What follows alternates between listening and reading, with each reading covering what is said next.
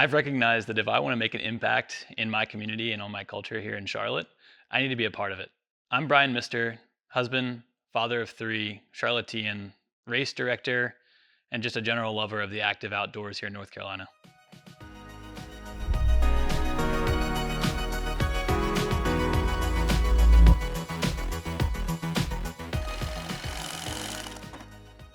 It all started at Noda Brewing Company. I was in college at UNC Charlotte. I was going to an internship at Discovery Place downtown, and in between was Noda. I stop into the brewery, say hi, try some beer, and next thing I know, I found myself applying for a marketing internship job there.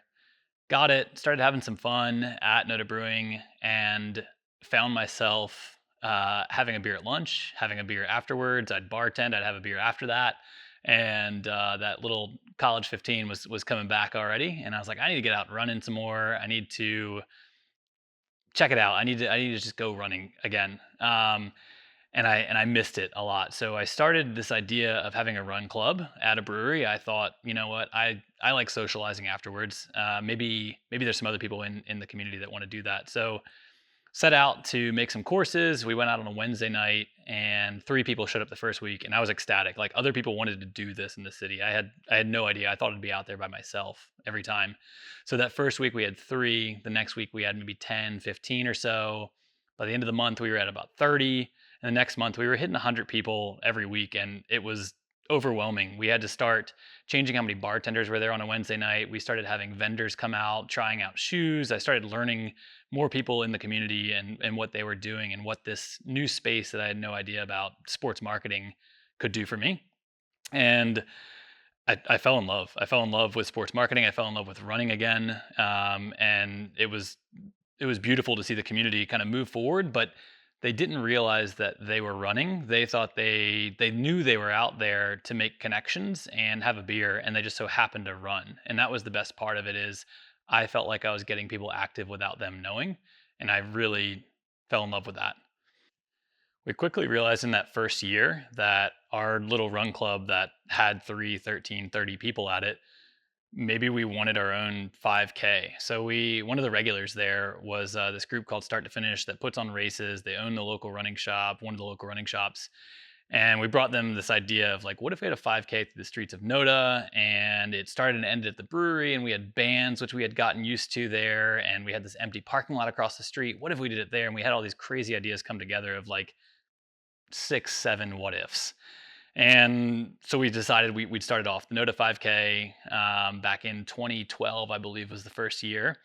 And quickly we had a few hundred people signed up. By the time race day came around, we had 1,000 people registered, and it was one of the larger 5Ks in the city in its inaugural year.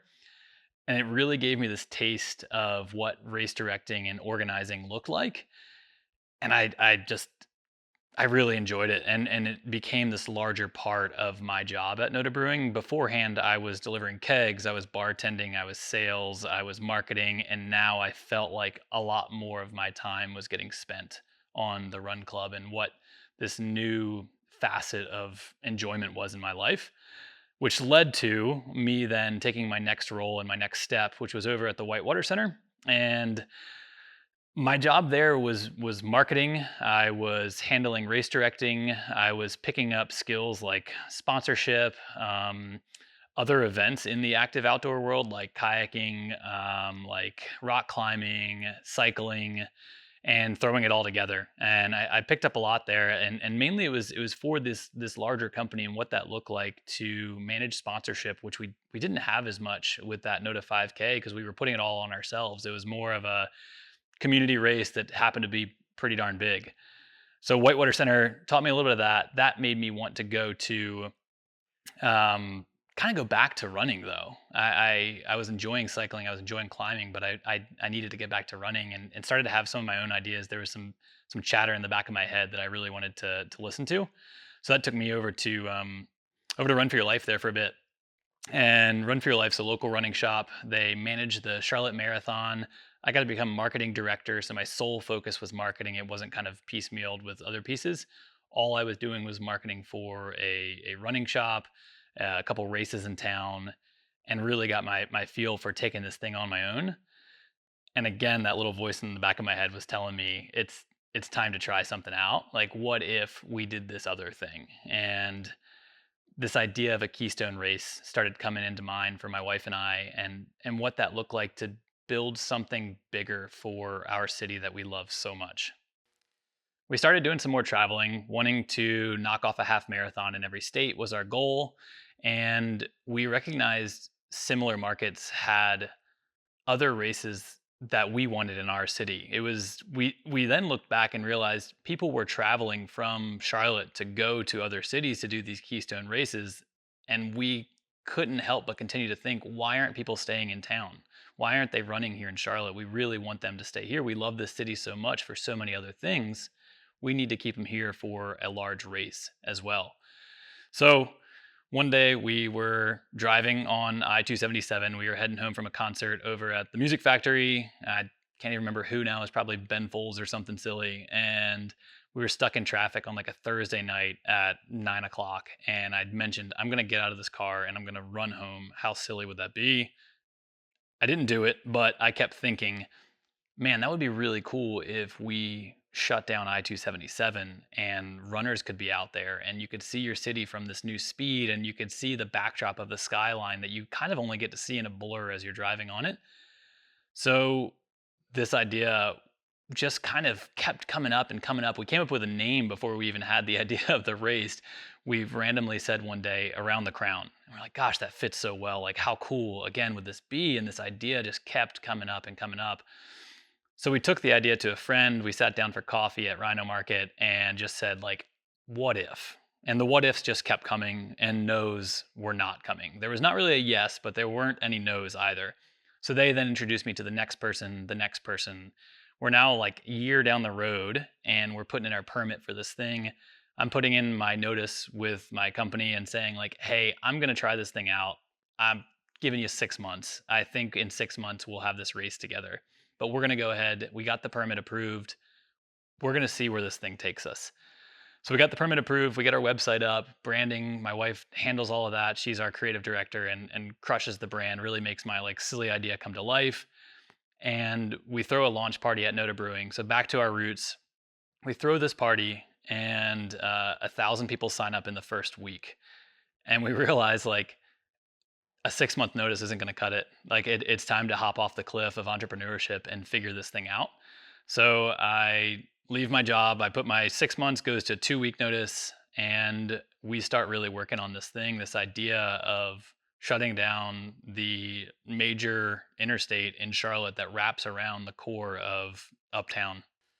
2019, first race comes together. We shut down the highway. We had nearly 5,000 people register in the first year, which is beyond overwhelming. And we are already starting to think about year two. Where's this thing going to go? How are we going to take this off? We hire our first employee.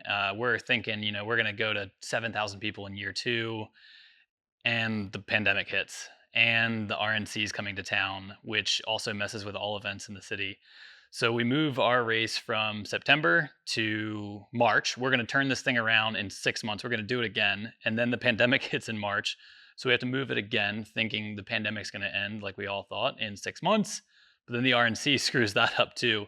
So we end up having to pivot to this idea of a time trial. We take over Camp North End for an entire week, and we host a running race from 7 a.m. to 7 p.m. for 7 days straight.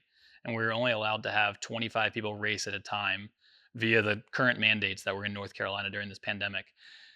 And what we thought was going to be a pretty hard year turned into, we just had silver linings showing up everywhere.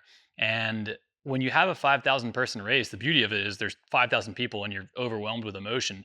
The hard part is you don't get to shake any hands, kiss any babies, talk to any of your friends. It's very quick interactions. And I recognize that 2020 would not be like that. We got to talk to every single person who came through that Ford building and talk to each of them on how their year's going. It wasn't even about running. It was just catching up with them because you haven't had face-to-face interaction. And I think that allowed us to tap back into the community and the culture that we were a part of and we wanted to be more a part of. And it allowed us to do that. So in a slightly weird way, we were so thankful for the pandemic to allow us to get back to some of those intimate conversations that we'd been missing. Through the journey this race has taken us on, this company has taken us on, we've learned a lot about ourselves and where we want to take this business. We recognize that the best way we learn is just with an open mind and gathering fearless feedback. When people feel welcome to tell you anything on how to better your race and your business and your community, we all grow not only more, but a lot faster. And it's fun to see this thing continuously evolve on how we can mold and shape our community and the culture here in Charlotte. And we're doing it through mainly three pillars that we have fallen in love with. We didn't have these when we started, it's kind of evolved as we've come along. But it's sustainability, which continues to grow on what that looks like. And we really enjoy it. It is inclusivity here in Charlotte. So one of the things that we say that we want to continue to work towards is we really enjoy the idea of our start line mirroring what our community looks like, and that comes to race, age, culture, gender. And then the third is our pure love for Charlotte. We mirror that through our sponsors, our beneficiaries, who we're marketing to, how we're talking about our city, be that our start time wanting to be at 7:04 a.m., be that our random prizes are 277 related. We enjoy the city so much, the community, the culture that's here, and we want to continue to show people that our city looks a lot better from 5 miles an hour compared to 50 miles an hour.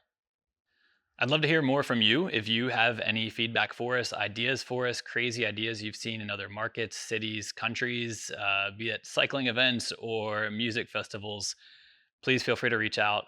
To find me, you can reach out to my personal Instagram, which is at bmr06, or our business entities at Around the Crown 10K, or our website aroundthecrown10k.com here in Charlotte.